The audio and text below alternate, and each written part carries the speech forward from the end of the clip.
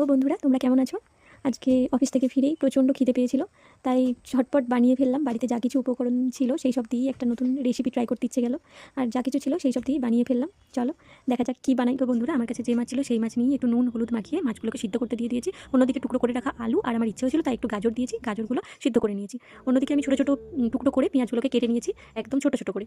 আর ওইদিকে যে গাজরটা ছিল আর যে আলুটা ছিল সেগুলোকে ম্যাশ করে নিয়েছি খুব ভালো করে। আর যে মাছটা ছিল সেগুলোকে ছাড়িয়ে নিয়ে সেগুলোকে একদম ঝরঝরে করে টুকরো টুকরো করে রেখে দিয়েছি। অন্যদিকে মিক্সির মধ্যে আদা, পেঁয়াজ আর একটু রসুন আর একটু টমেটো দিয়েছি, টমেটো দিয়ে সেটা পেস্ট করে নিয়েছি। এরপর কড়াইয়ের মধ্যে টুকরো করে রাখা পেঁয়াজগুলোকে দিয়ে দিয়েছি। একটু ব্রাউন কালার আসার পর আমি যে আদা পেঁয়াজ রসুনটা পেস্ট করেছিলাম সেটাও দিয়ে নিয়েছি। এরপর হালকা হলুদ গুঁড়ো দিচ্ছি, তারপর গুঁড়ো দেওয়ার পর একটু ধনে গুঁড়ো দিয়ে দিলাম।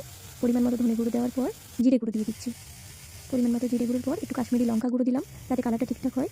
আর ম্যাশ করে রাখা গাজর আর আলুটা দিয়ে ভালো করে মিক্স করে নেব মশলাটার সঙ্গে। তারপর টুকরো টুকরো করে রাখা মাছটা এবার দিয়ে দিলাম। তারপর খুব ভালোভাবে মিক্স করে নিলাম মশলার সঙ্গে। ম্যাশ করে নিচ্ছি আমি। চলো দেখা যাক কী হয়। ম্যাশ করার পর একটু মটরশুঁটি দিয়ে দিয়েছি। মটরশুঁটিটা যাতে আরেকটু টেস্ট হয়, মনে হলো লাস্টে যে হয়ে গেছে তাই দিয়ে দিলাম। অন্যদিকে চলো ব্রেড কামগুলো রেডি করে নিয়েছি। ব্রেড শেষ হয়ে গিয়েছিলো, বাজার থেকে আবার কিনে এনে রেডি করে নিয়েছি। এরপর যে পুরটা তৈরি করা হলো, পুরটা এরকম সাইজ করে আমি হাত দিয়ে সাইজ করে নিয়ে ব্রেডের সঙ্গে ব্রেড কাম দিয়ে ভালো করে কোট করে নিচ্ছি। সবগুলো হয়ে গেছে বানানো। এবার এক কোট ব্রেড কামে রাখা পুরগুলো এবার ডিমে মিক্স করা ডিমের মধ্যে দিয়ে আবার আরেক কোট করে ব্রেড কামে দিয়ে দেওয়ার পর গরম তেলের মধ্যে ছেড়ে দিলাম।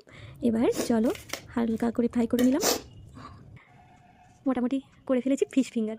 দেখা যাক কেমন টেস্ট হলো। কি তাই তো, একদম খাওয়ার জন্য রেডি। একটু সস নিয়ে নিয়েছি। চলো দারুণ, একটু খেয়ে দেখি। দারুণ টেস্ট হয়েছে, দারুণ।